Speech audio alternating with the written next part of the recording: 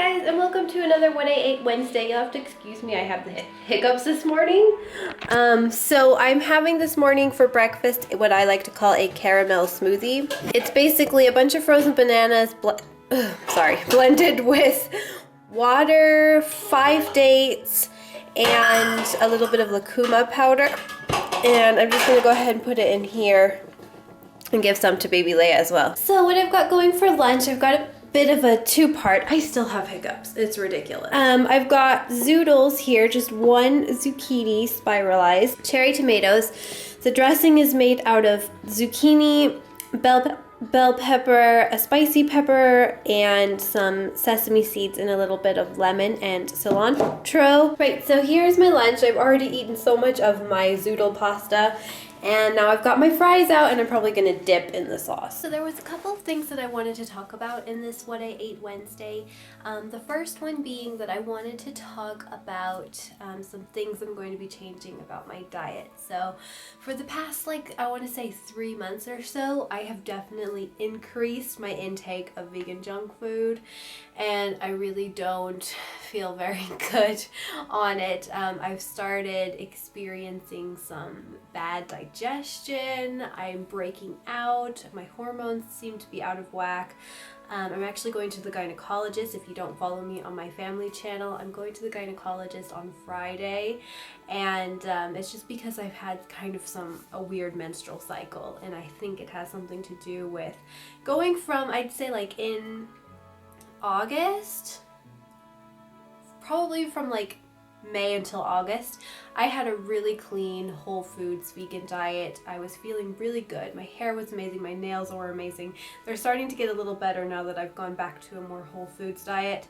I wouldn't say that the way I was eating was bad, but I was definitely kind of going with the 80-20 rule, which is what a lot of people go with, even non-vegans or vegetarians. They kind of have eat good 80% of the time, but it's okay to eat out or processed junk food maybe on the weekends.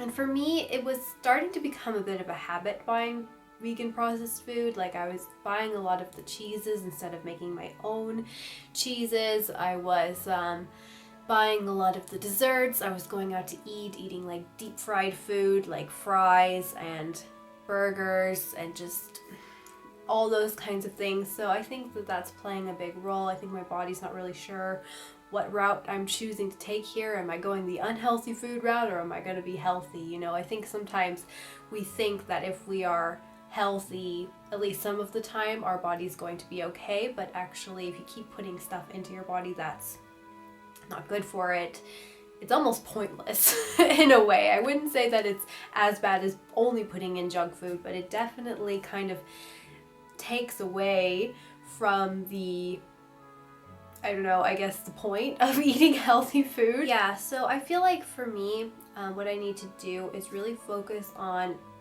for the next couple months, really not having any more junk food outings, no more bringing home junk food, just making whole foods at home, and just see if that helps with the issues I have been experiencing, and then I'll kind of know what the right balance is for me. And I've also stopped eating wheat. This is another experiment, since I'm already kind of on a experiment journey anyways. I've decided to go ahead and see how my body does without wheat and processed breads and pastas. I am really into pasta right now. It's just kind of a staple in this house for the whole family. So I've ordered a whole bunch of brown rice pasta off Amazon because it was really cheap there compared to my organic store.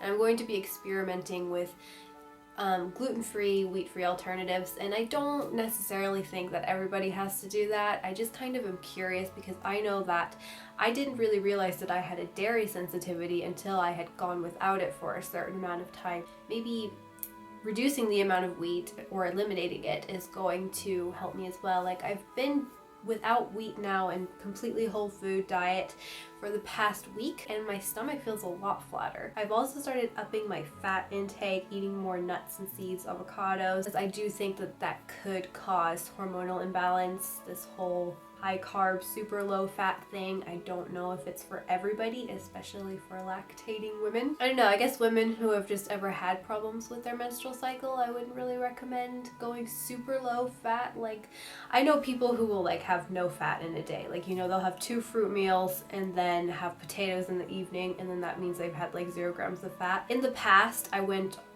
on days like that, and I wonder if it's starting to have an effect on me.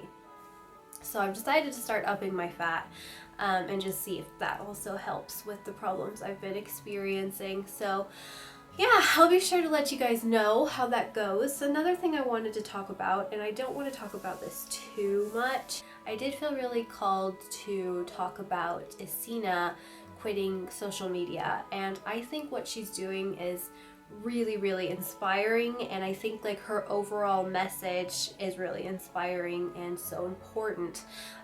There are some things that I don't like 100% agree with her on, but I would say like overall I think she's really got a good grasp of what she needs in her life, and she's really going to, I think, help a lot of people who are in a similar situation to her. I have a very different relationship with social media than she does. I was not introduced to social media at such a young age like her. I've never been paid to promote products in my videos. I have been like asked to, but I never really felt drawn to doing it just because I just didn't really believe in the products all that much, and I didn't feel comfortable giving my personal address out there to be sent products. And I would say like my image on YouTube is pretty good. Like obviously you don't see everything that I do, but I think I'm pretty good about keeping it real, and I think that could, this is my theory, this could be why my YouTube channel hasn't really grown exponentially,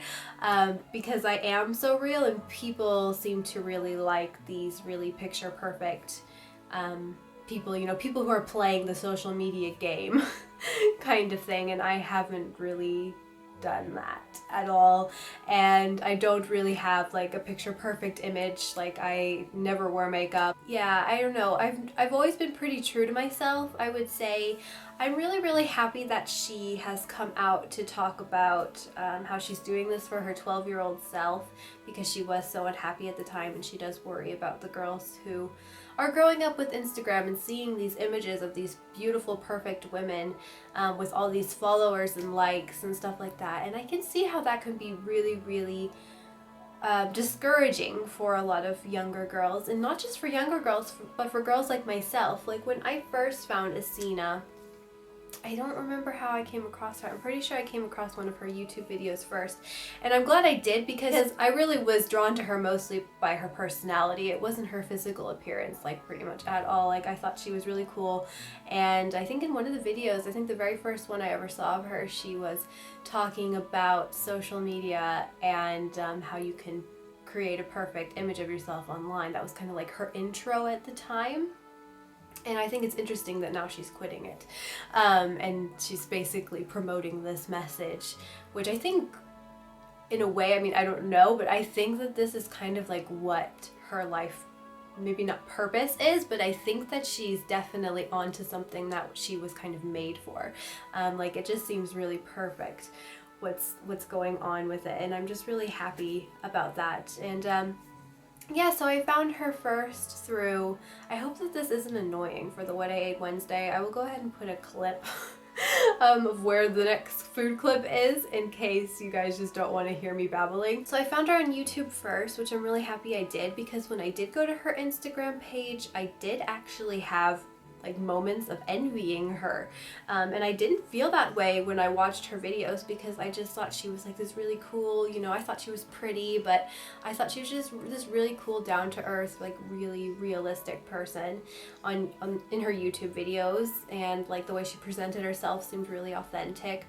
But on her Instagram page, I would definitely have to say that she doesn't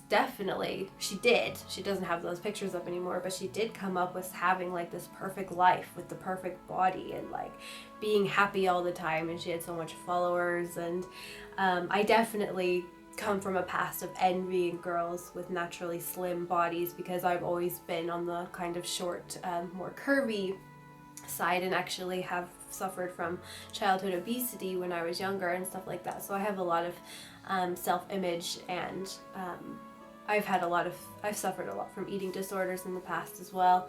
So I definitely felt jealous, and there are a lot of girls, I don't follow a whole lot of girls who post these kind of unrealistic pictures, I would say, or if they post like a million selfies. I tend not to do that either. I have been posting a lot of selfies, but I don't know, I don't really feel like it's too much, and like honestly, like I think probably for me I usually take about 7 pictures maximum before I get tired of posing in different positions, like because my stomach starts to hurt from trying to suck it in.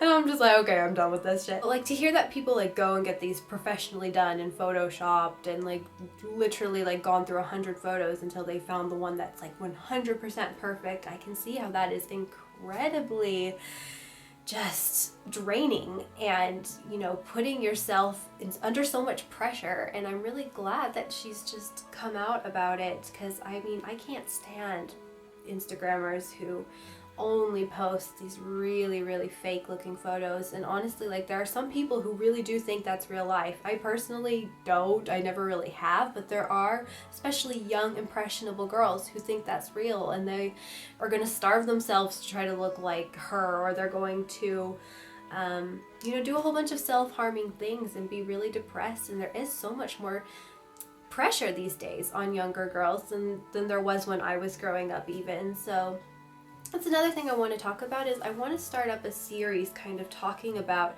competition amongst women, because I'm going to just be straight up and admit it. I compare myself to women all the time, and not just in social media. I'd say I actually do it less on social media than I do in my real life.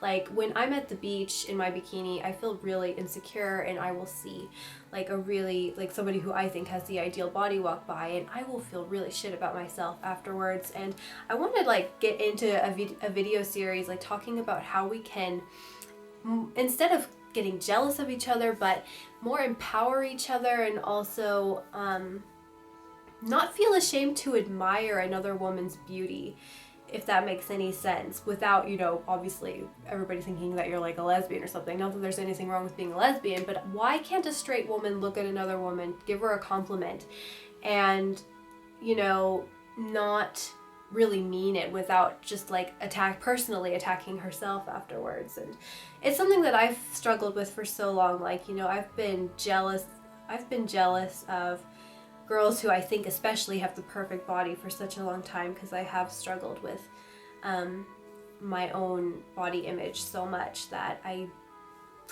even like some of my closest friends, of course at the end of the day it's always about health, but I do want to talk about this issue of competition amongst women. There's a part of me that does feel like there is some science to it in a way. There are other creatures where the males are supposed to be the attractive ones, and they will compete in order to impress the female. I kind of think that there might be some science, you know, amongst human women as well, because we are the more attractive of the species.